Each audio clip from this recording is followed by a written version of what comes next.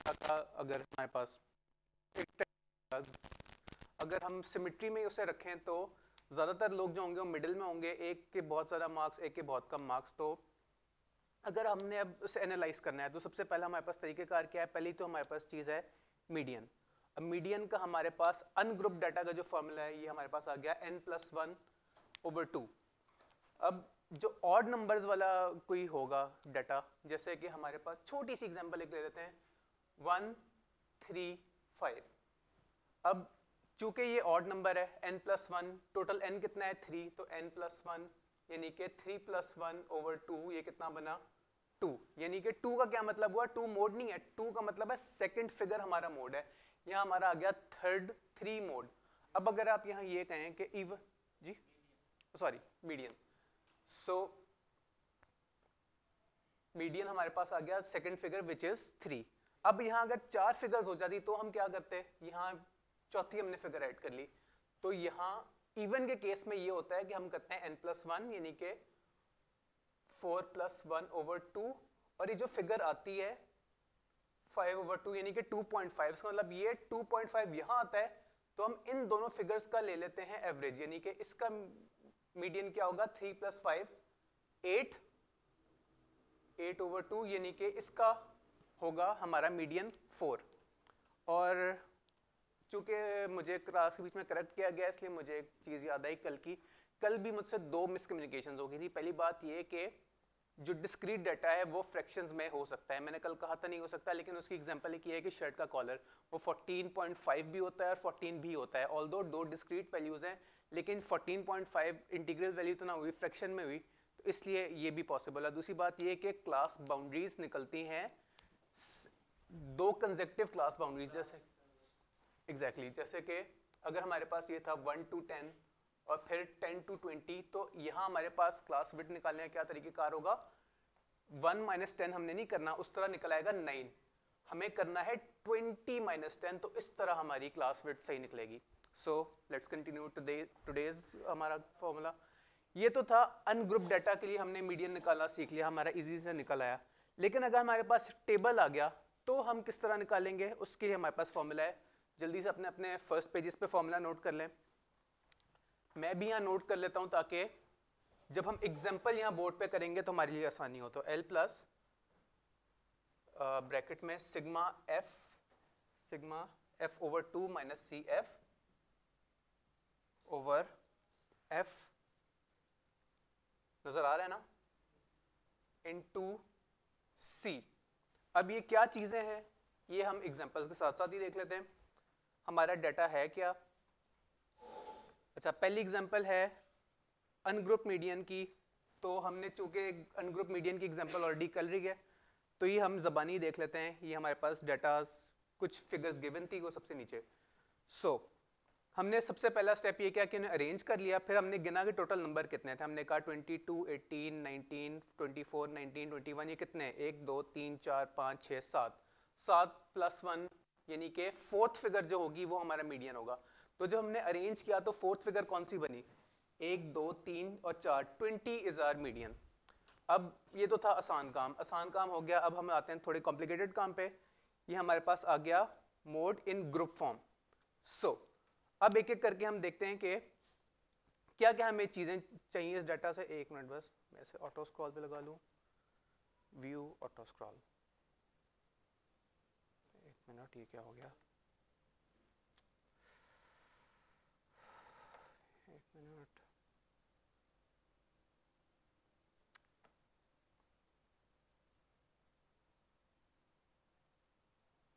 बस सही था।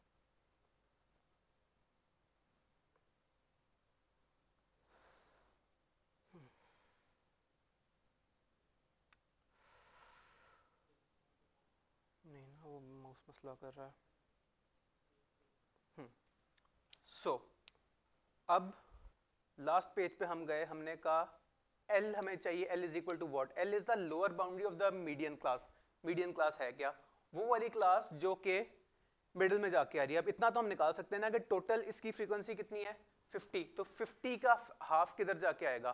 तकरीबन 25 यानी कि 50+1 वाला फॉर्मूला भी अगर हम यूज करें तो 25th फिगर जो होगी वो हमारी होगी मीडियन क्लास में। 25th फिगर किधर आएगी, इस वाली क्लास में था जाके। तो इसकी जो लोअर फ्रीक्वेंसी है वो क्या है, 15/20, यानी कि हमारा L is 15 plus sigma f over 2। Sigma f क्या है हमारे पास, अगर हम वर्डिंग चेक करें तो सिग्मा f एग्जैक्टली होता क्या है, sigma f is sum of frequencies. तो सम ऑफ फ्रीक्वेंसीज हमारे पास है 50, तो ये आ गया 50/2 माइनस CF। CF क्या चीज है,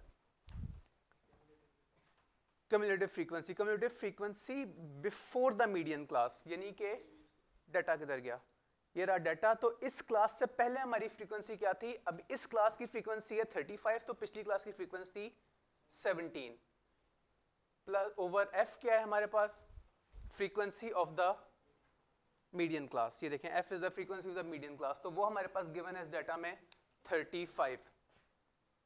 एक हमारा कंपोनेंट रह गया c। c क्या चीज है,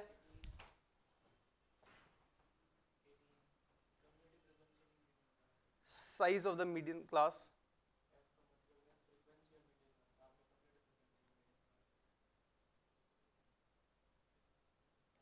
हाँ सही है, 35 है हमारा c।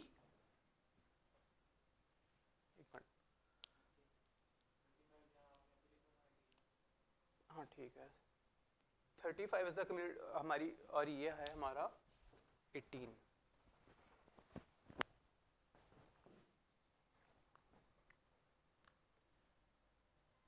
सो ये अब हमने करना है सॉल्व कैलकुलेटर पे। तो कैलकुलेटर्स आप लोगों के पास हैं, इसे जरा करें, मैं भी करता हूँ साथ साथ। 15 प्लस 25 माइनस 17 ओवर 18 इंटू 35 था हमारा,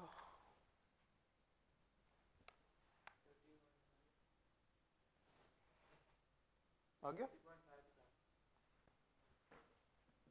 इनका आंसर आया है 30.5 के। ऐसे ही है या हमने कोई गलती की है, वो आंसर हम बाद में देखते हैं। पहले एक और तरीका भी है इफ से पता लगाने का मीडियन, वो हम किस तरह निकालेंगे। टोटल हमारे पास फ्रीक्वेंसी क्या थी 50, तो 50 का आधा 25.5 के करीब हमारा मीडियन बनेगा। तो हम ग्राफ पे देख लेते हैं 25.5 किधर आ रहा है, 20 ये रहा, 30 ये रहा, तो इसके मिडिल में लाइन यहाँ आके कट हो रही है। तो ये क्या है, ये 16 या 17, तो हमारा 16 या 17 बनता है। यहाँ हमने कोई गड़बड़ की है, तो एक दफा अपना डाटा दोबारा देख लेते हैं। हमारी मीडियन क्लास की फ्रीक्वेंसी थी 35, ठीक है, ये हमने सही लिखा है, 17 हमने सही लिखा है, नीचे आना था f frequency of the median class, नीचे 35 ही आना था आई थिंक। तो यहाँ हमसे गलती हुई है, कोई बात नहीं, करेक्ट कर लेते हैं। नीचे आना था 35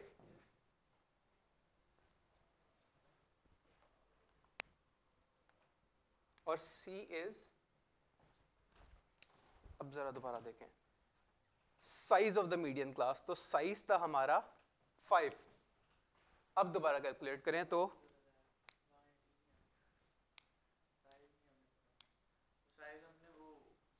हाँ ठीक है 18।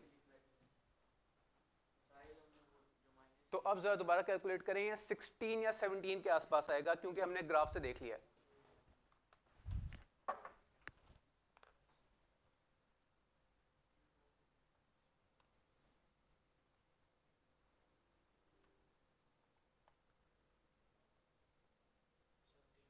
$17.2, तो क्या ऐसे ही है। अब हम आंसर चेक कर सकते हैं, आंसर है हमारा एज पर बुक 17.2। सो ये हमने किया मीडियन।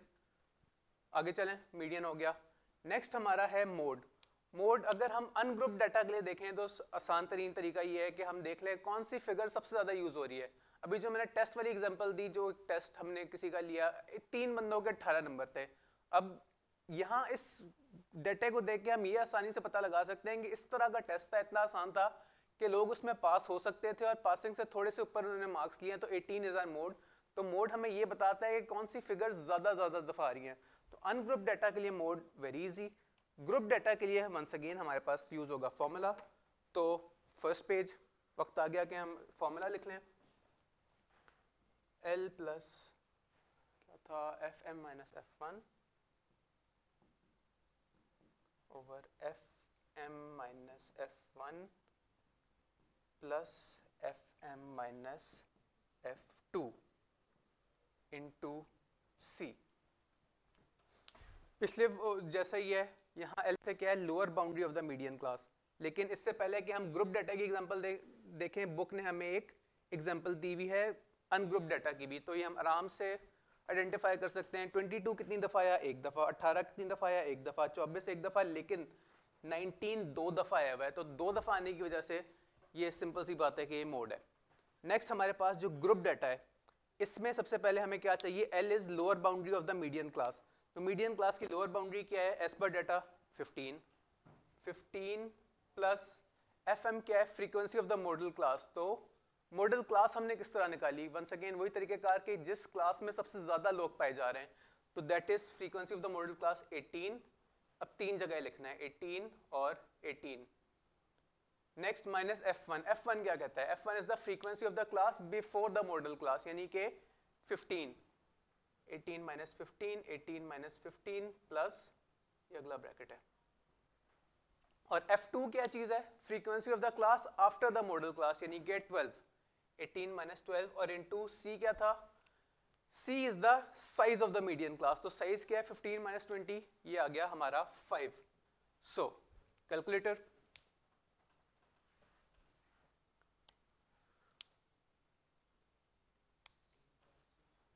$16.67 सुनने में आया कि हमारा आंसर है कि ऐसे ही है।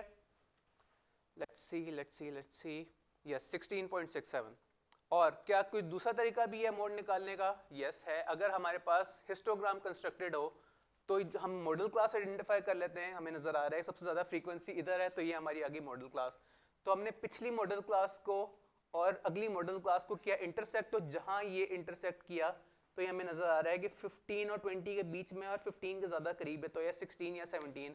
और चूंकि हमने कैलकुलेशन की है इसलिए हमें ये भी पता है कि ये 16.2 एग्जैक्टली फिगर है, 16.67। सो ये तरीकेकार था हमारे मोड का। नेक्स्ट हमारे पास है मीन्स। मीन्स एग्जैक्टली होता क्या है? आप लोग क्रिकेट के शौकीन होंगे, तो कोई बैट्समैन आता है बैटिंग करने, तो लिखा आता है कि इस बंदे की एवरेज 50 है। तो उस एवरेज का क्या मतलब हुआ? मीन का मतलब ये हुआ कि हम एक्सपेक्ट कर सकते हैं कि ये साहब आप अगर 50 एवरेज है तो 50 के आसपास स्कोर करेंगे। चांसेस ये भी है वो 0 पे आउट होकर चले जाएंगे, लेकिन ज्यादा चांसेस इस बात के हैं कि वो 50 के आसपास स्कोर करेंगे, 40s में, 60s में, 50s में। सो पहला पेज फॉर्मूलाज हमने लिख लिए अनग्रुप डाटा के और ग्रुप डाटा के। वैसे तो मीन की काफी सारी टाइप्स है, हम सबसे पहले देख लें सिंपल अरिथमेटिक मीन जिसे कहते हैं। सो इसकी हमारी पहली एग्जांपल क्या है? अनग्रुप डाटा के आगे हमारे पास 1 2 3 4 5 6 7 अदद नंबर्स आ गए। सो नोट कर लेते हैं हम। 22, 18, 19, 24, 19, 21 और 20, इन सब का सम क्या बना? हमें फॉर्मूले के लिए दो चीजें चाहिए, सम ऑफ x और n। तो सम ऑफ x हमारा क्या निकलेगा भला? 153। और n हमारे पास कितना है? हमने अभी गिना था 143। और n हमें चाहिए, तो 143 डिवाइडेड बाय 7 क्या बना भला?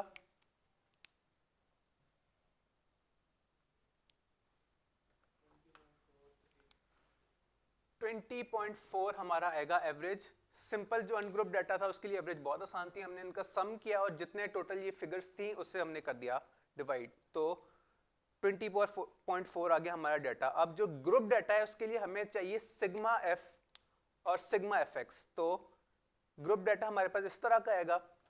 तो ये एफ एक्स का कॉलम भी आपके सामने आ रहा होगा, ये आपको एग्जाम में तो गिवन नहीं होगा, ये हम टाइम सेव करने के लिए आई कैप पे रिलाई कर रहे हैं। वैसे ही हमने खुद करना क्या था, x और f को मल्टीप्लाई करना था। x क्या है? x is the mid point of the class और f इज, हम पहले से पढ़ते आ रहे हैं, फ्रीक्वेंसी। तो सिग्मा fx तो था हमारे पास 875 और नंबर ऑफ पीपल हमारे पास कितने थे? f कितना था? 875 डिवाइड बाय 50। तो मीन अगर हम निकालें तो 875 डिवाइडेड बाय 50 ये बनता है 17.5 ग्रुप डाटा का। सो ये हमने एग्जांपल देखी ग्रुप डाटा की अरिथमेटिक मीन की। अब यहाँ एक इफेक्ट ऑफ चेंज का क्या मतलब है? यहाँ एक थोड़ा सा एक्सपेरिमेंट मैं आपको करके दिखाता हूँ जिसका आपको एमसीक्यूज में काफी फायदा होगा। सिंपल सी एग्जांपल लेते हैं, 3 नंबर्स हैं हमारे पास 6, 1, 3 और 5। इनका मीन क्या बना? हमें कैलकुलेटर की जरूरत भी नहीं है, इनका मीन बनेगा 3। 5 + 3 8, 8 + 1 9, 9 / 3 = 3। अब अगर मैं तीनों में 2 ऐड कर दूं तो हमारे पास क्या बनेगा? 3, 5, 7। अब हमारे पास नई एवरेज क्या आएगी? 5। अब नई एवरेज और पुरानी एवरेज में कोई रिश्ता हमें नजर आ रहा है? हमने चूंकि इन सब में 2 ऐड किया था तो माशाल्लाह से मीन में भी 2 ऐड हो गया।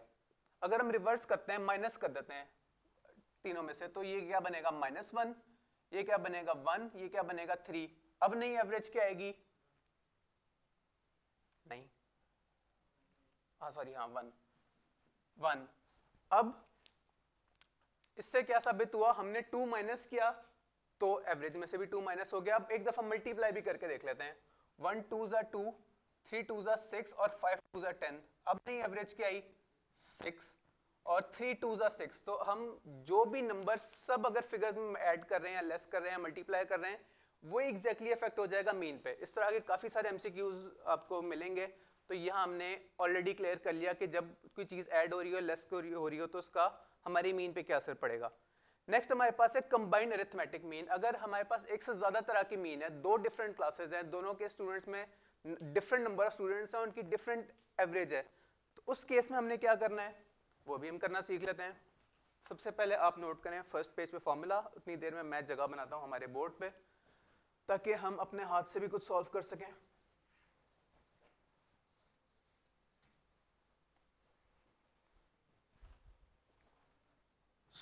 हमें आई कैप ने एग्जांपल क्या दी? ये हमारे पास आ रहे हैं 2 तरह की क्लासेस। फॉर्मूला हमें क्या चाहिए था? Mean of A into number of ए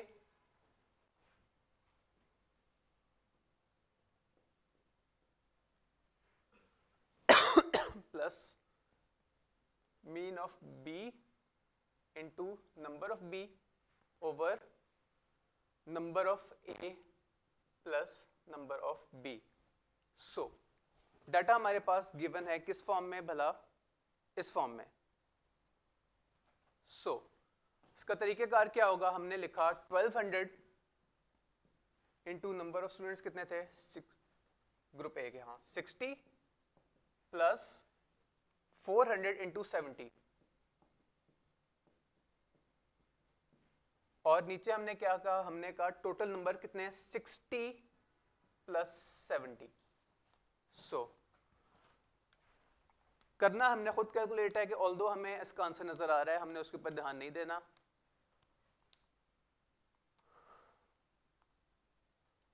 या अगर स्टेप बाय स्टेप करें, 1200 इंटू 60 बनता है 72,000 प्लस 400 इंटू 70 बनता है 28,000, ये बन गया 1 लाख। 60 और 70 होता है 130, तो 1 लाख डिवाइडेड बाय 130 क्या बना?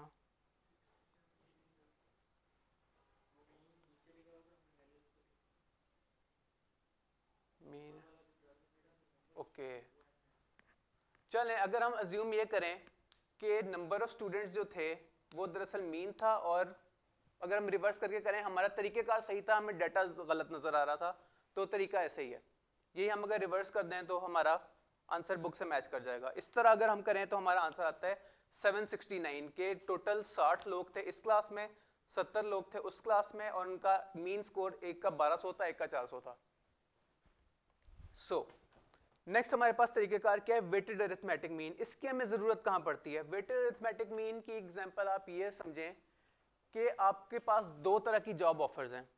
आपने कहा कि यार दोनों मेरे लिए इक्वली इंपॉर्टेंट है, तो मैं किस तरह हिसाब लगाऊंगी कौन सी मेरे लिए ज्यादा बेहतर है? तो आप ना अपने लिए एक वेटेड स्केल बना लेते हैं। आपने कुछ एट्रीब्यूट्स अपने लिए सेट कर लिए कि एक ये जॉब ए है, ये जॉब बी है। अब एक जो एट्रीब्यूट होगा वो होगा पे। आपने कहा कि जॉब ए की जो पे है वो अच्छी है और जॉब बी की जो पे है वो बहुत ज्यादा अच्छी है, लेकिन मेरे लिए पैसों की इतनी अहमियत नहीं है, मेरे लिए इसकी इंपॉर्टेंस है जस्ट 1। फिर आपने कहा बॉस, आपने कहा कि जो जॉब बी के साहब है वो तो बहुत ही कोई नेक्स्ट लेवल आदमी है, उनको मैं स्कोर देता हूँ 9, और जो जॉब ए के बॉस हैं वो मुझे इतने अच्छे नहीं लगते, उन्हें मैं दे रहा हूँ 6। आपने कहा कि बॉस जो है मेरे लिए एक बहुत इंपॉर्टेंट एट्रीब्यूट है, बॉस अगर अच्छा हो तो मैं दूसरी जॉब भी छोड़ के आ जाऊँ, तो आपने इससे वेट दे दिया 4। अब इसी तरह आप मुख्तलिफ एट्रीब्यूट्स लेंगे, उनको स्कोर देंगे और उनके सामने अपना वेट लिख लेंगे कि अगर आपके लिए वो चीज़ इंपॉर्टेंट है तो उसे आप कम वेट देंगे, आपके लिए वो चीज़ ज़्यादा इंपॉर्टेंट है तो उसे आप वेट ज़्यादा देंगे। तो इस तरह आपके पास एक कैलकुलेशन बन जाएगी जिससे आप हिसाब लगा सकते हैं कि कौन सी चीज़ ज़्यादा बेहतर है।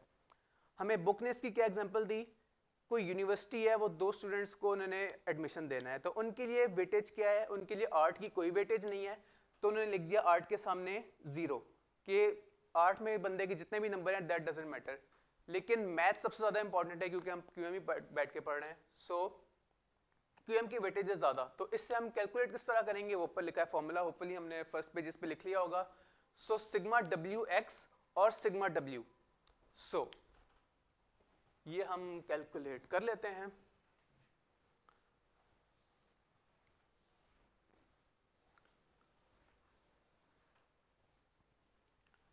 सबसे पहले तो सिग्मा डब्ल्यू क्या बनता है, हमें बुक ने कैलकुलेट करके दे दिया, सिग्मा डब्ल्यू इज 11। लेकिन टॉप पे हमने क्या लिखना है, सिग्मा डब्ल्यू इंटू एक्स, यानी कि 5 इंटू 20, भला किस तरह, 5 आ गया वेट और 20 आ गया स्टूडेंट का score, plus 4 into 50 plus 2 into 80 plus 0 into 70। वैसे हम ना भी लिखें तो कोई मसला नहीं, लेकिन हमें जस्ट फॉर कॉन्सेप्ट में यहां लिख रहा हूं, ये सारा आ गया एक अदद हमारा फ्रैक्शन। तो जब हम इसका सम करेंगे तो हमारे पास क्या आएगा भला, कैलकुलेटर पे आप लोग साथ साथ कर नहीं रहे, माशाल्लाह भाई ने पहले किया हुआ है, इज इक्वल टू 360। ये आ गया स्टूडेंट ए का स्कोर। अब हमें से कंपेयर करना है स्टूडेंट बी के स्कोर से कि ये वाला बंदा ज्यादा काम का था या जो स्टूडेंट बी है वो ज्यादा काम का है। तो हम ये इसका क्या तरीकेकार होगा, 70 इंटू 5, वही ऊपर वाला तरीका। अब यहाँ हम टाइम सेव करते हैं, तरीका एग्जैक्टली चूंकि वही है तो हम जाके देख लेते हैं कि कौन सा स्टूडेंट ज्यादा बेहतर परफॉर्म कर रहा है, and that is so student B ज्यादा काम का है, उसका स्कोर है 70 और स्टूडेंट 1 का स्कोर था 42। अब यही चीज हम एग्जैक्टली हिसाब लगा सकते हैं इसको देख के भी कि स्टूडेंट ए के जो मार्क्स थे वो आर्ट्स में ज्यादा थे लेकिन उसका फायदा कोई नहीं था, लेकिन स्टूडेंट बी के मार्क्स मैथ्स में ज्यादा थे, तो जहां जिस पोजीशन की जिस पॉइंट की वेटेज ज्यादा होगी उसमें ज्यादा मार्क्स होने का फायदा है, तो आप जो है स्कोरिंग उसमें आगे निकलेंगे। सो ये थी हमारा वेटेड एवरेज। नेक्स्ट हमारे पास क्या है, हमारे पास है ज्योमेट्रिक एवरेज या ज्योमेट्रिक मीन। फॉर्मूलाज उसके ये रहे, और ये हम दो तरह से कैलकुलेट कर सकते हैं। हम एग्जांपल जो है वो दोनों तरीकों से करके देखेंगे। ये यूज कहाँ होती है, ये यूज तब होती है जहां परसेंटेजेस की बात हो रही हो, डिफरेंट इंटरेस्ट रेट्स की बात हो रही हो, डिफरेंट ग्रोथ रेट्स की बात हो रही हो। सो एग्जांपल हमें दी होगी किसी परसेंटेजेस के वाले से। ये देखें, एक कोई प्रॉपर्टी थी, उसकी वैल्यू ईयर 1 में 10% इंक्रीज की, ईयर 2 में 50% और ईयर 3 में 30%। सो एक काम करते हैं, हमें प्रॉपर्टी की वैल्यू नहीं दी हुई, कोई मसला नहीं, हम अज्यूम कर लेते हैं। हमने अज्यूम किया कि ये जो प्रॉपर्टी थी इसकी वैल्यू थी 1000। अब ईयर 1 में कितना इंक्रीज आया, 10%, तो इसकी वैल्यू क्या हो जाएगी 1100। ये था 10% इंक्रीज। सेकेंड ईयर में कितना इंक्रीज आया, 50%। सो 1100 इंटू 1.5, ये बना 1650, क्योंकि इस साल 50% इंक्रीज आया था। और थर्ड ईयर में के बाद इसकी क्या वैल्यू हो गई होगी, 30% इंक्रीज के बाद, तो 1650 इंटू 1.3, ये बना 2145। अब हमारे पास जो वैल्यूज हैं उससे हम दोनों तरह के फॉर्मूला यूज कर सकते हैं। तो पहले दूसरा वाला कर लेते हैं, value at the end of period of n years. तो वैल्यू एट द एंड हमने निकाल ली, 2145 है, हमने लिखी स्क्वायर रूट, हमने कहा 2145 over value at the start. Value at the start वो थी 1000 जो हमने अज्यूम की हुई थी, और n हमने क्या रखना है, यहाँ n लिखा है ना, हाँ लिखा है। सो कितने साल तक ये चेंज आया? दिस इज 4, बल्कि 4 नहीं, सॉरी 3। सो कैलकुलेटर पे आप इसे सॉल्व कर लें, ये बनेगा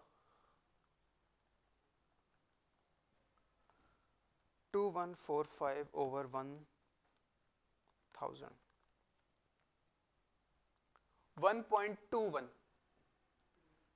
2101, यानी कि 21% के करीब।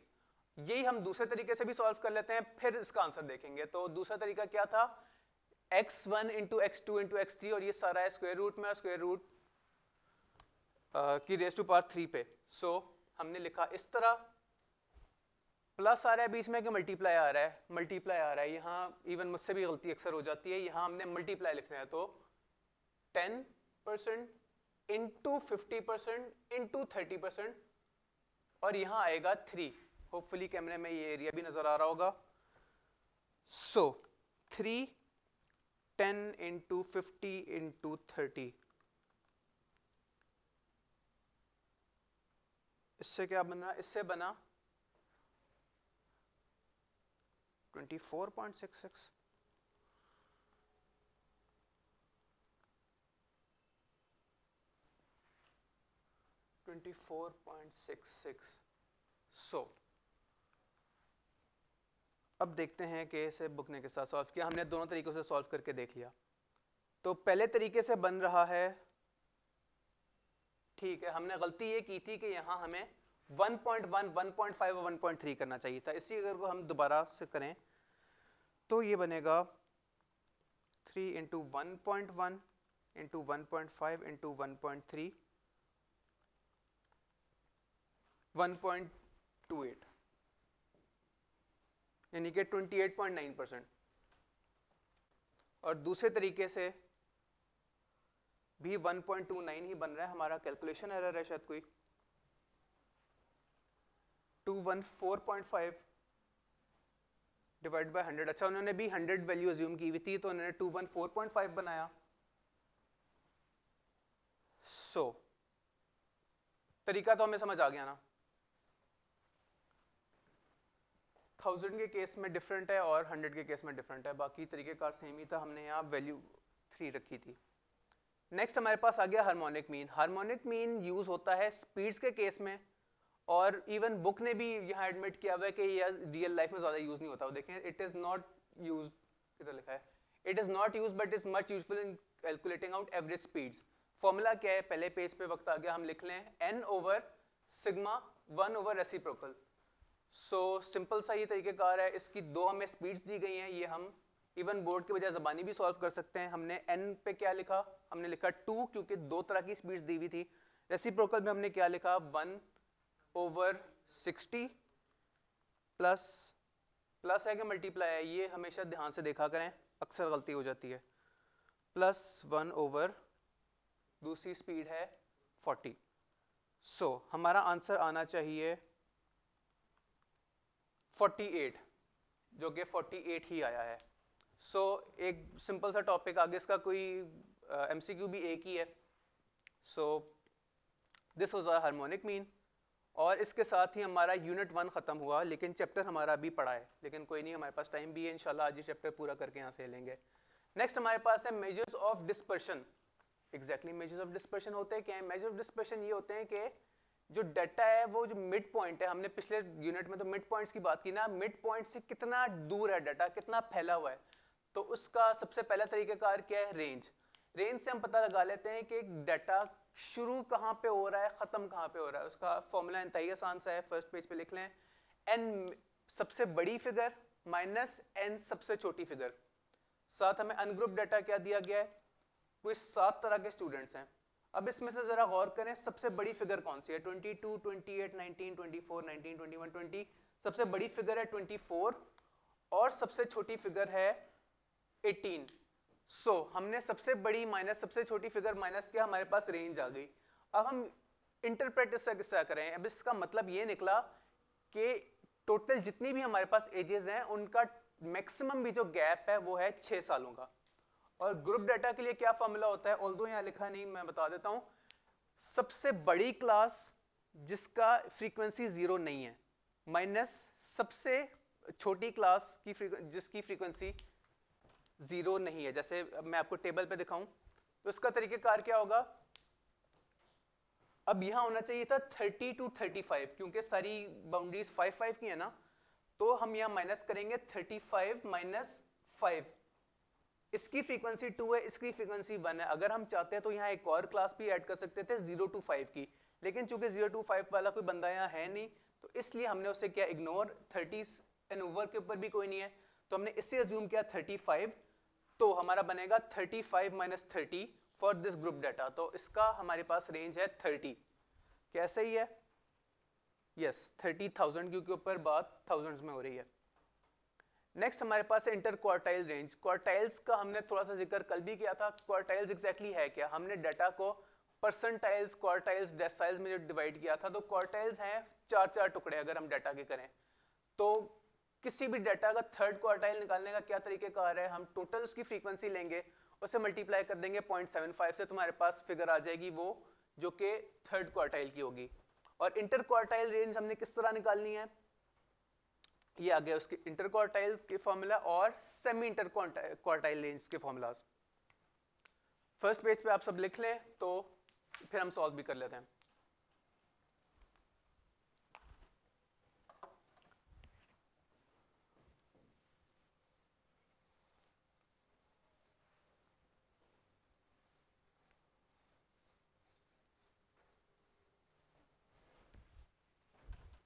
अच्छा जी, ये हमारे पास है चार्ट।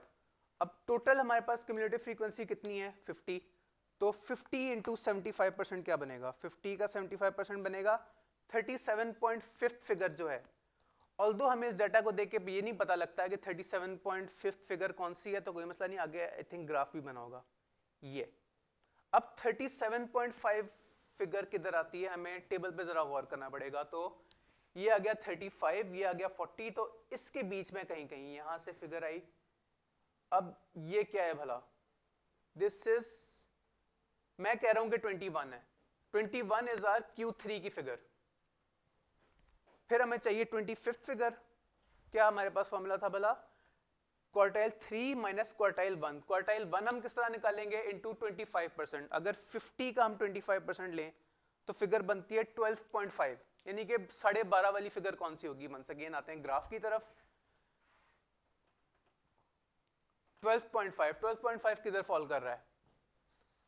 15 से थोड़ा सा नीचे, 10 से थोड़ा सा ऊपर, यानी कि कोई इस इलाके में। तो आई एम अज्यूमिंग कि ये 17 है। 21 माइनस 17। क्या हमें कोई और फिगर चाहिए इस फॉर्मूला को पूरा करने के लिए? सिंपली Q3 माइनस Q1 किया इंटर क्वार्टाइल के लिए और सेमी क्वार्टाइल के लिए, दोनों को डिवाइड कर दिया 2 से भी। तो अगर हमें चाहिए ये, तो हमारे पास आ गया 4, और अगर हमें सेमी इंटर क्वार्टाइल रेंज निकालनी है तो हमारे पास आ गई 2। क्या ऐसा ही है? क्या बुक ने भी ऐसा ही किया? कंफर्म कर लेते हैं।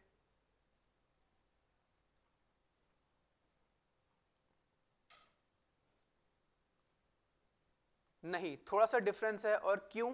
क्योंकि बुक ने जो लोअर फिगर है उसे 13.5 कंसिडर किया है, जो कि क्या ऐसा ही है? 13.5 12.5 वाली फिगर। तो हाँ ठीक है, ये 13.5 ही बनती है, हम 17 ज्यादा आगे ले गए। तो अगर हम यहाँ 13 करें तो हमारे बुक से एग्जैक्टली मैच हो जाएगा। हमने ग्राफ रीडिंग में थोड़ा सा एरर किया, लेकिन हमें तरीकेकार क्लियर हो गया, जो कि ज्यादा इंपॉर्टेंट बात थी। सो ये हमारा था इंटर क्वार्टाइल रेंजेस। नेक्स्ट हमारे पास क्या है? वेरिएंस। ये थोड़ा सा ट्रिकी और टेक्निकल एरिया आ गया, तो अब यहाँ जरा आप लोग गौर करें। वेरिएंस का वैसे अगर देखा जाए तो मुश्किल चीज फॉर्मूला ही है। वेरिएंस कैलकुलेट करने में टाइम लगता है, लेकिन इतना मुश्किल है नहीं। फॉर्मूलाज दोनों लिख लें। अनग्रुप डाटा का भी इसमें फॉर्मूला है, ग्रुप डाटा का भी फॉर्मूला है। तो एक एक करके हम दोनों सॉल्व कर लेंगे। अनग्रुप की एग्जांपल हमें यहां से नजर आ रही है 41, 68, 40, 28, 22, 41, 30 और 50। अब अगर हम फॉर्मूला देखें, हमें क्या क्या चीजें चाहिए? हमें चाहिए x, हमें चाहिए x माइनस मीन का स्क्वायर और n तो हम आराम से निकाल सकते हैं, 1 2 3 4 5 6 7 8। n है हमारे पास 8। फिर हमें चाहिए क्या, हमें चाहिए x माइनस एन का स्क्वायर, और हमें इसका चाहिए मीन भी। तो मीन किस तरह निकलेगा, इन सब का हम कर लेंगे सम, 41 plus 68 plus 40 plus 28 plus 22 plus 41 plus 30 plus 50, ये बना 320। तो 320 डिवाइडेड बाय 8 कितना बनेगा, 8 4 जा 32, x इज आर 40। अब हमने बनाने कॉलम्स किस तरह से, पहले हमें निकालना है x माइनस, ये आ गया हमारे पास x, ये हमारे पास आ गया x माइनस x मीन। तो जब हम 40 हमने सबने से करना है माइनस, तो 41 माइनस 40 कितना होता है 1, 68 माइनस 40 कितना होता है 28, 40 माइनस 40 0 होता है, 28 माइनस 40 कितना होता है सॉरी माइनस 12, ये आ गया माइनस 18, ये आ गया माइनस 1, ये आ गया माइनस 10, और ये आ गया पॉजिटिव 10। अब हाँ ठीक है, सॉरी 41 है। अब हमें चाहिए इन सब का स्क्वायर भी, x माइनस एक्स का स्क्वायर, 1 का स्क्वायर 1 होता है, 28 का स्क्वायर क्या होता है भला 784, 0 का स्क्वायर 0 होता है, 12 का स्क्वायर होता है 144, 18 का स्क्वायर होता है 324, 1 का स्क्वायर 1 होता है, 10 का स्क्वायर 100 होता है, और 10 का स्क्वायर भी 100 होता है। अब यहाँ एक चीज जो इंपॉर्टेंट है, जो आप लोगों ने याद रखनी है, वो ये है कि माइनस वाली चीज भी हमेशा पॉजिटिव में ही आएगी। तो इस सब का जो हम सम करेंगे 784 plus 1 plus 144 plus 324 plus 1 plus 100 plus 100, ये बना 1454। क्या हमारे पास कोई और चीज है फॉर्मूला की जो मिसिंग है, नहीं, हमारे पास n भी था, हमारे पास sigma x minus X sorry mean का स्क्वायर भी है। तो 1454 डिवाइडेड बाय n हमारे पास था 8, ये बनेगा 181.75। क्या ऐसा ही है, लेट्स कंफर्म।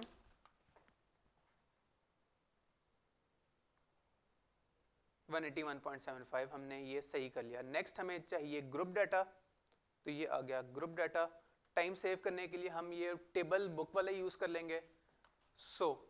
लेकिन यहाँ एक इंपॉर्टेंट चीज जो कि अक्सर लोग मिस करते हैं, एफ एक्स स्क्वायर निकालने के लिए आपने एफ एक्स का स्क्वायर नहीं करना, आपने एक्स का स्क्वायर अलग से करके उसे एफ से मल्टीप्लाई करना है। जैसे एफ एक्स आपने किस तरह निकाला, 50 इंटू 8 क्या आया 400।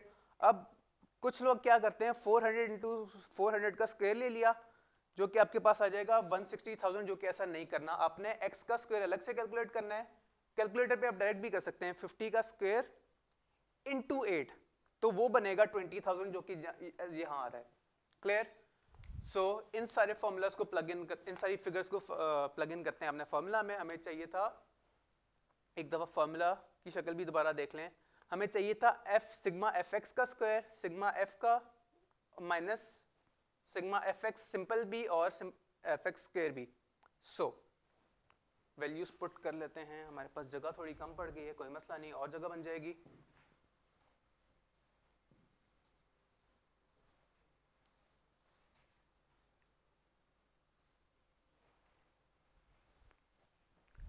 एफ एक्स स्क्वायर क्या है 1780000।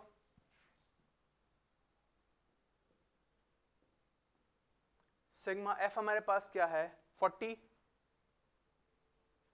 माइनस, अब सिग्मा एफ एक्स 7400 ओवर 40 और इस सारे के सारे का स्क्वायर। सो ये हम कैलकुलेट कर लेंगे कैलकुलेटर पे। 1780000 डिवाइडेड बाय 40 होता है 44,500 माइनस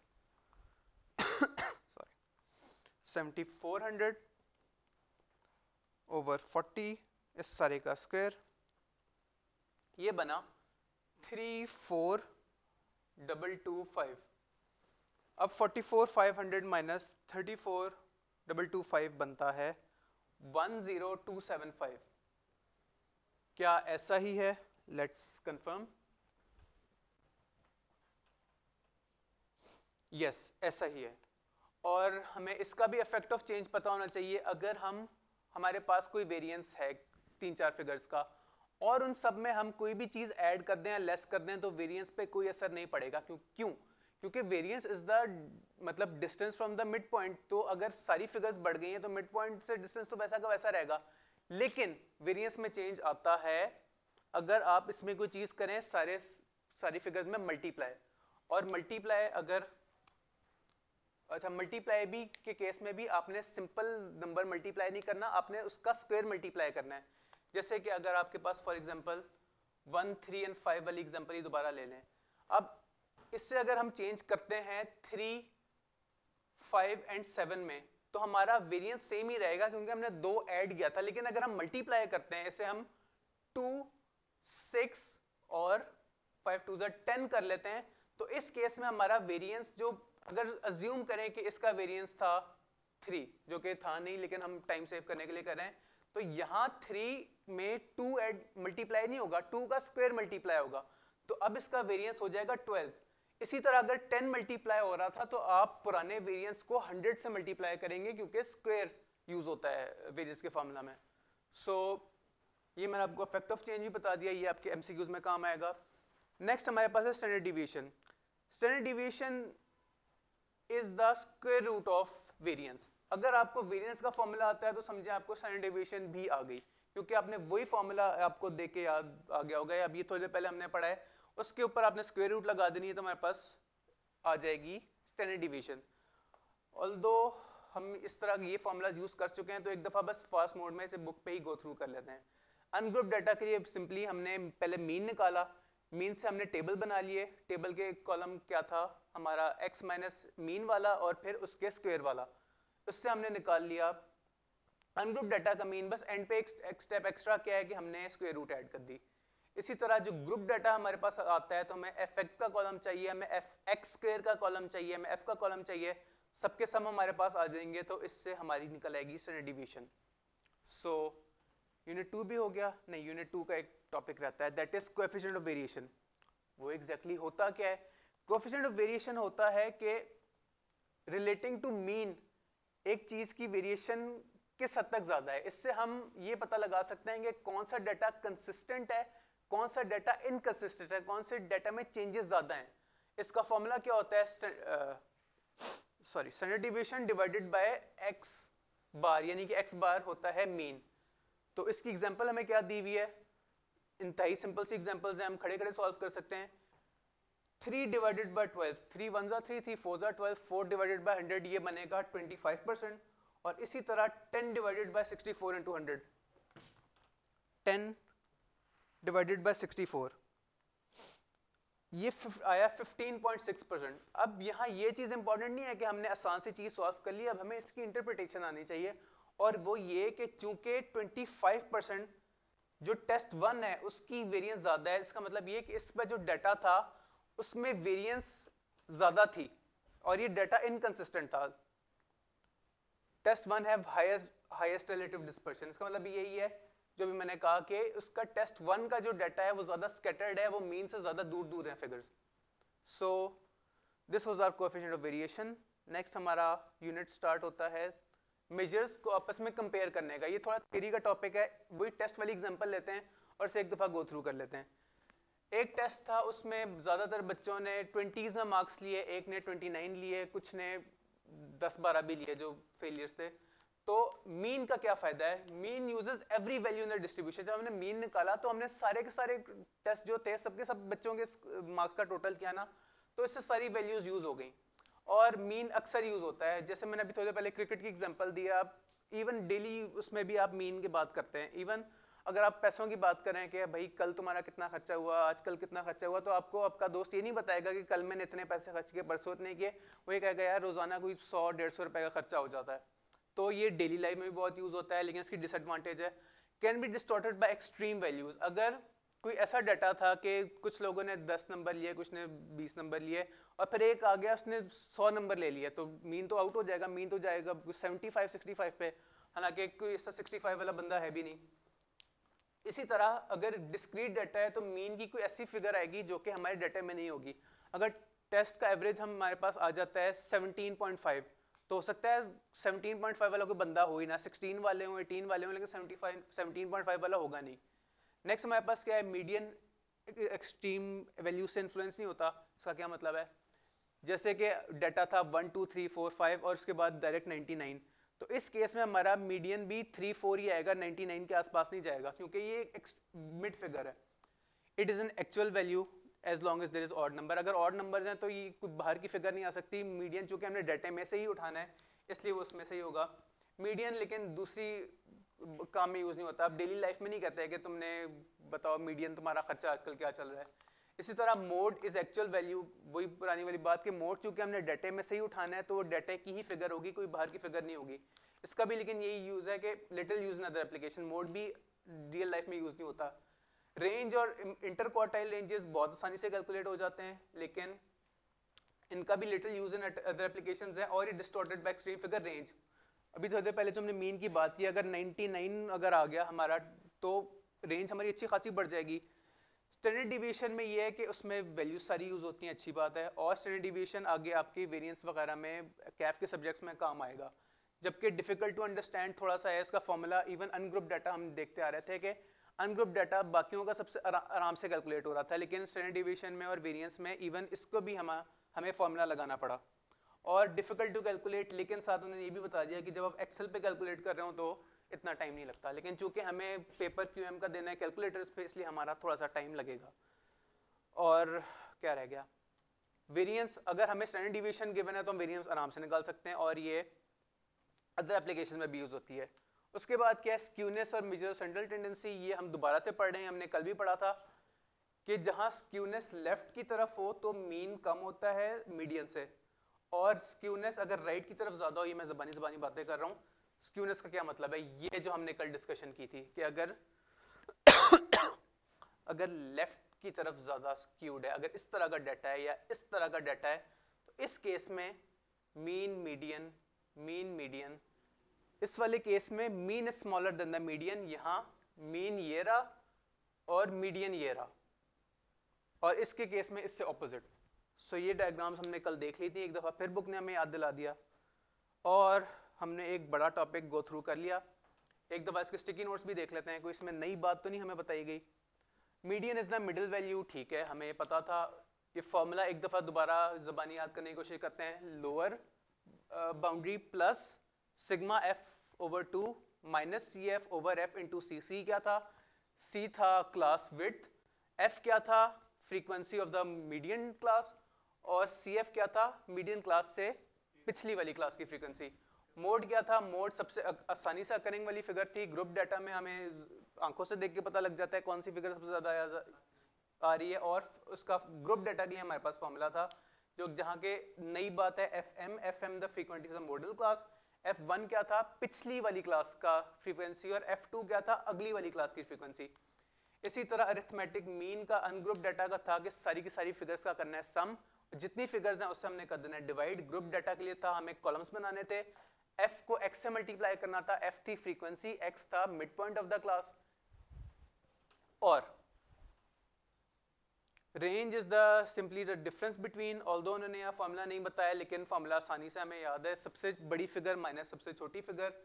उसके बाद हमें इंटर क्वार्टाइल रेंजेस की बात भी यहाँ नहीं हो रही, वो भी हमें अच्छी तरह याद है कि Q3 माइनस Q1 आ गया इंटर क्वार्टाइल, और इसे अगर हम 2 से डिवाइड करते हैं क्या बनता था, semi inter quartile. Very good. उसके साथ हमारे पास और क्या रह गया पीछे, वेरिएंस के formulas sigma X minus X bar square, ये था हमारा अनग्रुप डाटा के लिए, और ग्रुप डाटा के लिए हमें बनाना था, इसके लिए भी हमें कॉलम्स चाहिए थे और इसके लिए भी हमें कॉलम्स चाहिए थे। अनग्रुप डाटा के लिए हमारे कॉलम्स क्या थे, सबसे पहले हमने मीन निकालना था, मीन में से x माइनस करना था, फिर उसका स्क्वायर करना था। जबकि यहाँ हमारे 3 कॉलम्स क्या बनेंगे, पहले तो f का कॉलम, उसके बाद fx का कॉलम, उसके बाद fx का स्क्वायर का कॉलम, और उससे हमारा फॉर्मूला आ जाएगा। और अगर हमारे पास वेरिएंस निकला हुआ है तो स्टैंडर्ड डिविएशन हम आराम से निकाल सकते हैं। इसके साथ ही हमारा एक रीजनेबल सा टॉपिक हो गया पूरा, 1 घंटा भी तकरीबन गुजर गया है। सो आप लोगों का होमवर्क है इसके एमसीक्यूज। होपफुली आज की स्पीड कल से मुकाबले में आपको थोड़ी बेहतर लगी होगी। हमने ज़्यादा क्वेश्चंस कोशिश की है कि सिवाय एक जो उसका था स्टैंडर्ड डिविएशन का, हमने सारे खुद सॉल्व किए हैं, तो इंशाल्लाह यही अब आगे फॉर्मेट रहेगा। हम सारी की सारी बुक वाली एग्जांपल्स बोर्ड पे सॉल्व करेंगे और MCQs आप लोगों का होमवर्क होगा, और मेरा कॉन्टैक्ट नंबर आप लोगों के पास है। होमवर्क करते साथ साथ मुझे कल की क्लास का वेट ना करें, क्लास का मेरे पास टाइम लिमिटेड है, लेकिन बाकी सारा दिन आप लोग मुझे मैसेज कर सकते हैं, मैं होपफुली रिप्लाई ज़्यादा आपको वेट नहीं कराऊंगा। तो आज के लिए यहाँ क्लास पॉज करते हैं, इंशाल्लाह मिलते हैं कल with chapter 9 which is indices. अस्सलाम वालेकुम।